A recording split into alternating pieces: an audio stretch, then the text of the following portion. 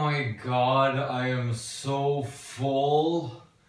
I play too much Ultra Hand. Grab more meat. If only there was a way I could work all of this weight off.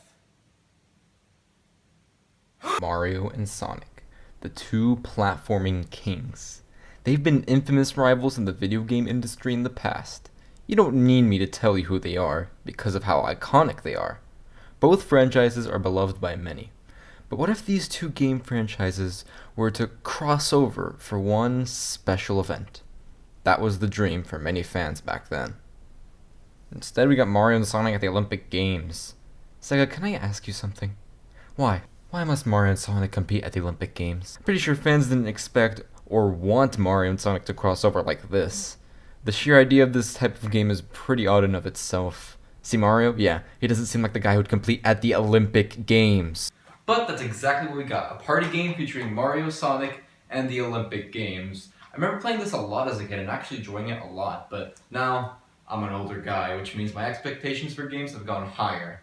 Coupled with the fact of the negativity I've seen towards this game over the years, kind of makes me feel a little bit pessimistic about what I'm about to play, but I guess I'll have to save the criticism for later. Here we go, Mario and Sonic at the Olympic Games. Alright, let's pop the disc in. Why is it orange? The game opens up with a surprisingly good pre-rendered intro. There's not much to say here. It does a really good job of telling what's to come. Unless what's to come is underwhelming, which is exactly what this game is all about. And is it me, or does it sound like the announcer is reading his lines for the first time? Mario and Sonic at the Olympic Games! Wow, 4 save files, so hard to choose! And, wow, I feel no nostalgia for this game. And that's weird because I remember playing this game a lot as a kid. When I was booting up Mario Galaxy 2 to see if my capture card was working, I had goosebumps almost the entire time. But now it's just nothing. Yeah, this might be a bad sign. But what has stuck with me is this music. No matter how long I went without playing this, I still remember that dumb menu theme. And let me tell you, it is the most monotone and repetitive music I've ever heard in a game featuring Mario. Anyway, for this review, I'm going to give you a rundown on basically all of the mini-games this collection has in store for us. These are stored in single match mode. I guess we should start with the track section. Let's start with 100 meter sprint. This minigame is just as fun as doing it in real life. You literally just run in a straight line. Hold B to charge your speed and then swing the Wiimote downwards to hit the road. Waggle it like a maniac and you're golden. I don't understand the challenge in this. How much more can you develop a minigame where you're just running in a straight line? By the way, I'm going to be going through these minigames relatively quickly because if I drag too much on each minigame, then this video's length is going to be way too long, so... And can we just mention Dr. Eggman sprinting? I'm the best in the world! Yeah, sure. New world record! Wait, what?! Okay, so next is 400 meters. This is the same thing but with stamina. At least this time around there's some skill involved with conserving stamina. Other than that, it's the same running minigame but longer, which means more of this. Now there's 4x100 meter relay. This is basically the 400 meter run, but this time there's no stamina and you have to pass a baton to the other characters on your team. No stamina means even more waggling. You have to press B to get your partner running and then swing down the Wiimote to pass the baton. Which you're already doing because you're waggling the Wiimote. Now for the 400 meter and 110 meter hurdles. These are both modified 100 meter and 400 meter sprint minigames. The only modification being the hurdles. I think the 110 meter hurdles are tolerable, but the 400 meter run has stamina, which is a real pain to deal with while you're waggling the Wiimote at the same time. Also, side note about the hurdles. They don't really feel right. I felt that every time I want to jump over them, I had to press B a little later than I think it should be pressed. Oh look, we're done with the track section. Oh, but that doesn't mean we're done with the athletic section. Oh no. We still got a field to tread. Long jumps are first. Run, jump, see how far you go. Before I get into the controls, I just want to talk about this one thing that always occurs when you're on the field. For some reason, the instructions tell you to make a clapping motion with the controller to bring the audience's attention. But there's no added effect to that, so what's the point? Unless you're Waluigi, don't like to play by the rules by pumping his fist rather than clapping while the player is clapping, so this is why he's not in Smash Bros. Please let this joke be dated at some point. Okay, so to run, you need to waggle until your speed is locked. Then you have to make sure you jump with just enough force by shaking the Wiimote up. Not too much though, or else you'll just not cover much distance. You also can't jump crossing the line, or that results in foul. I will murder you and your family under your very eyes. This one felt a little bit hard because I felt the Wiimote was a tad bit sensitive when it came to bad jumps. Triple jumps. This is just the same thing, but you jump 3 times before the final distance. Yeah, I don't have much to say about this one, except they make you flick the nunchuck up for the second jump. And it's a bit less sensitive than the Wiimote, which makes the nunchuck better somehow. Alright, so I'd say that around this point is where the minigames start to become a little bit more fun. Hammer throw is up next. Twirl around the Wiimote and press B to release the hammer at the right time. The person who threw it the farthest wins. I'm not gonna lie, this one isn't too bad. You do need to pay attention to the timing you release the hammer, while keeping good strength into the spinning. This multitasking brings an extra element of challenge in my opinion. Not the most fun you'll get, but certainly not the most boring. Javelin throw is the same thing, except you run, throw but not too hard, and have a foul line just like the long jump minigame. I really don't think they needed 2 of the same types of minigames, this one just felt a little bit unnecessary. High jump is, alright Eggman, you've got this. All you've gotta do is jump over the bar like a majestic dolphin launching out of the water. I don't know. Remember all of your practice and the fans you need to make proud. The pressure is on, the crowd is cheering and...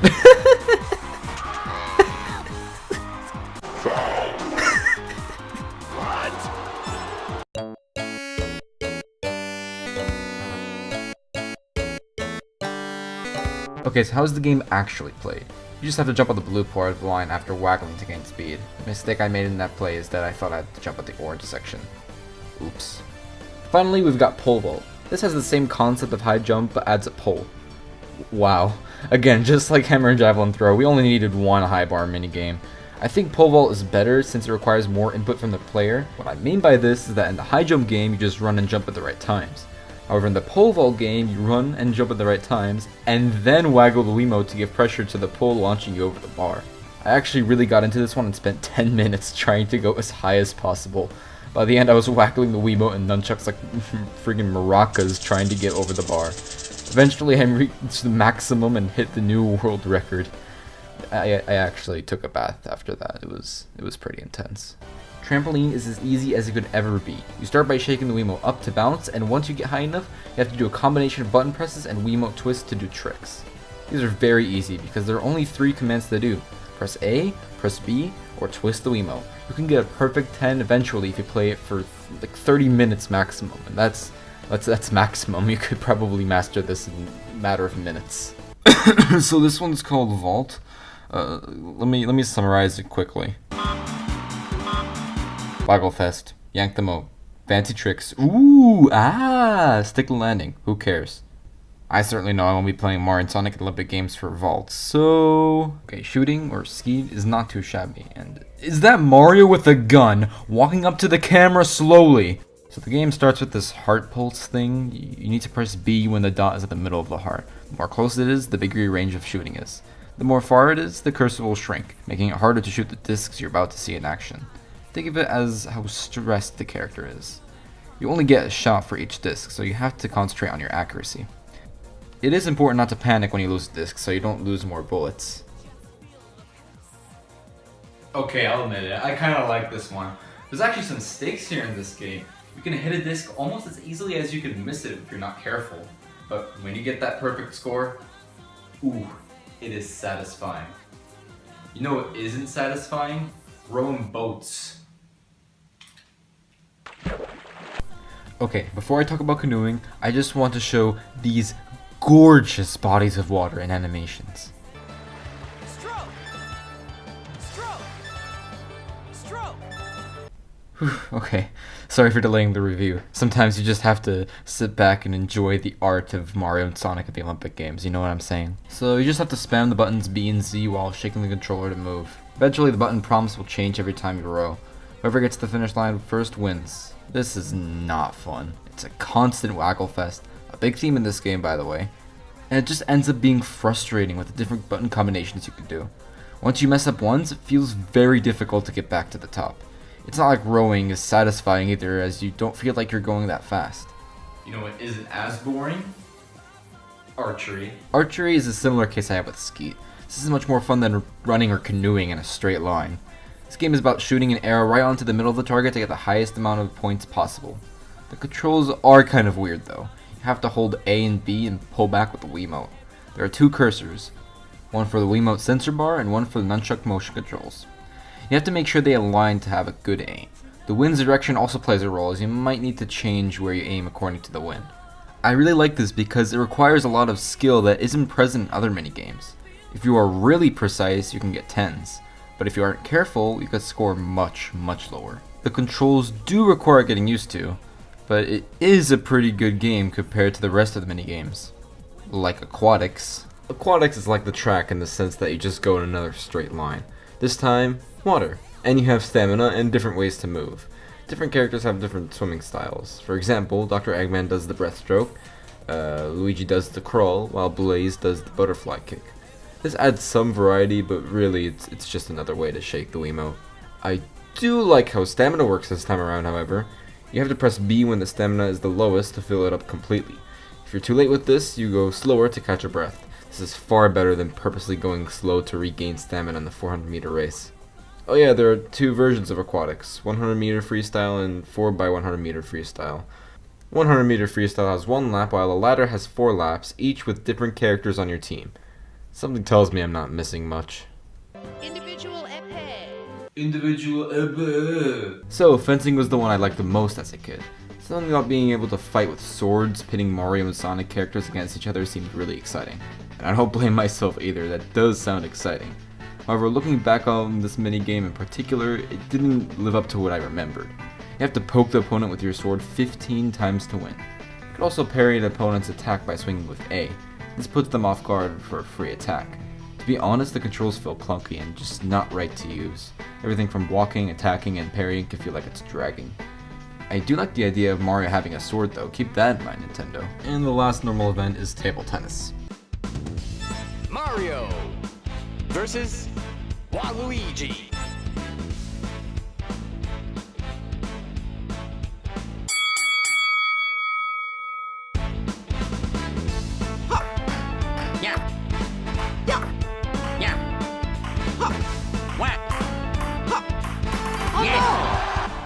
Is this what fun looks like? It's just normal table tennis with no twists whatsoever. There is a power and defense shot you can do, but I mostly stuck to the regular swings as there's no point in doing these other shots, as a strong one takes too long to complete, while the defensive one doesn't feel like it makes much of a difference. Don't you love it when you serve, miss, and then lose a point for something that should have been redone?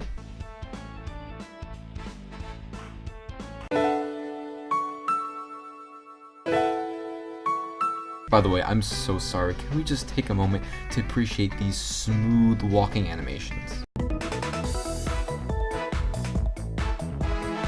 These matches are probably the longest in the entire game, which only makes it all the more tedious. There are 2 matches for this, since it's a tournament to see who gets 3rd or 2nd. Reminder that even just 1 match takes forever to complete. But what if the Olympic Games, but Mario and Sonic?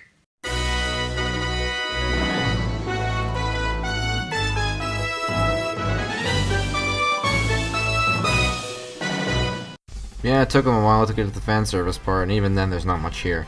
There are these alternative events in the game called Dream Events, which are basically the regular Olympic events with Mario and Sonic elements. First, there's Dream Race, basically Logan car on foot. You have to clear 4 laps around a track with obstacles, boost pads, and items. There are also hurdles you have to clear occasionally. This event feels like Nintendo and Sega just barfed all over the 400 meter track and took out stamina. Everything new here doesn't feel like it was implemented rather than just put on for the sake of being a dream event. Robot enemies are scattered around for no reason as they are extremely easy to avoid. Items don't provide that much of an edge against opponents. I was able to secure first place fairly easily simply due to the fact that it's not easy to go back down. Also, these items are really bland. A couple of shells, a discount banana peel, a discount mushroom, lightning, but with invincibility. I don't like how much of the items from the Sonic series have to be rip-offs of Logan Kart items. And just like all the other running games, yes, you still have to waggle. This time your speed locks until you slow down through the obstacles.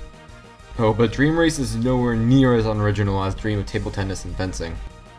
Both of these events are the exact same games for their Olympic counterparts.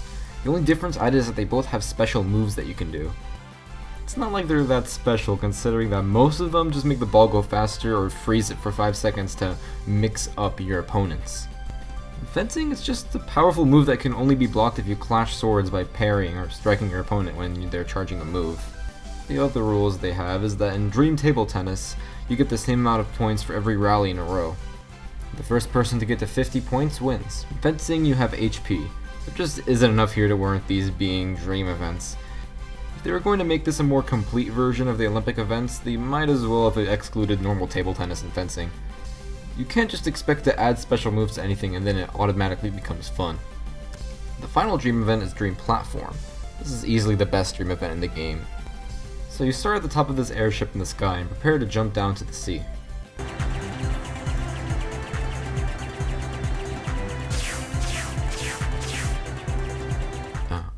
Okay. Alright, so your goal is to get as many points as possible before you land in the ocean. This is done by performing tricks through these rings. To do the tricks, you have to press button prompts identical to the ones in Trampoline. There are also items that are similar to the ones in Dream Race. You do have to be careful because if you go through a ring and get hit by an item, the tricks are cancelled. Items can also slow you down. The character with the most points at the end wins. By the way, just look at this water. Oh my god!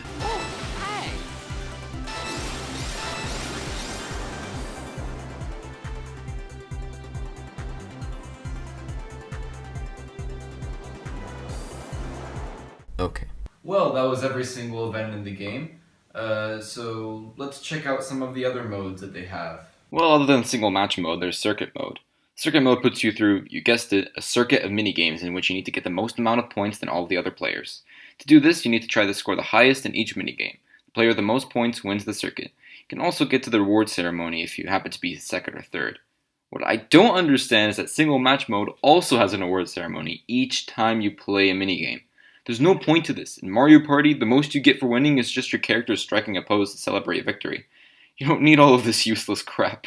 I don't have much to say about circuit mode, and that's ironic since that's the mode that I played the most to unlock all of these events. There's mission mode, not much to see here, just some challenges you can do with different characters, like doing skeet with a smaller cursor, or getting second instead of first place in some events. I doubt anyone touched this mode as a kid. What's this? The gallery? Why is it nighttime now? What is this? Olympic trivia.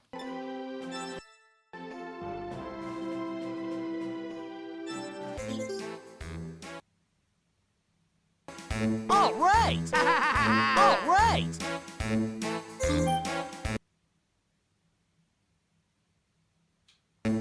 All right! All right! Oh no. Guys, I think Mario's a baby game. What is this? Okay, so with the events, I could at least feel like the game was trying, but this is just ridiculous. You can't just switch between a game for all ages and a baby game like that. That's just weird. It's not just this memory game either. There's also this counting game where you count Goombas or monkeys. This whack-a-mole clone that you use with the D-pad. And a memory card game, whatever this is, that I swear felt more comfortable as a kid. This is such a weird quality spike downwards. These are in the same game. I've seen Flash games better than these. Come on! Well, that's that, I suppose. It was nice to revisit this game since it was a part of my childhood, but to the test of time, it doesn't really hold up for me. Games are just way too copy and paste for my liking.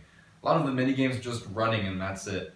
And to be frank, I really don't want to do any more motion controls anymore. I really wish this game didn't focus on being the Olympic Games.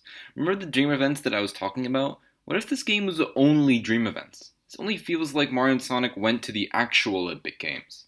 That defeats the purpose of having these two franchises meet. It's not as fun as having fun twists to it like the dream events tried to do. Instead of being named Mario and Sonic at the Olympic Games, it should have been named Mario and Sonic's Olympic Games. Imagine Aquatics having obstacles that you need to avoid like Cheap Shapes, or having the fencing event give different characters different moves and abilities. If you were to ever play Mario and Sonic at the Olympic Games, please just don't pick the first one. I would recommend the Mario and Sonic at the London 2012 Olympic Games.